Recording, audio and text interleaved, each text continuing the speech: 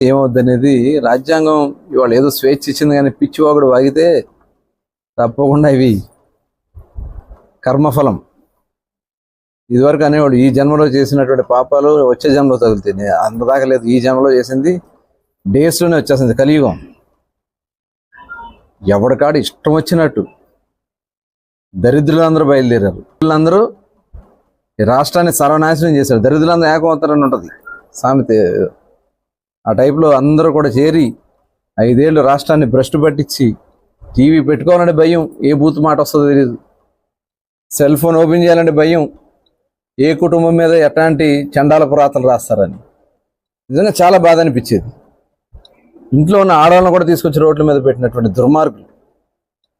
అందుకనే ఇవాళ ఆ పాపాలు శాపాలే తగులుతున్న వాళ్ళకి డెఫినెట్గా ఎవ్వరూ తప్పించుకోలేరు.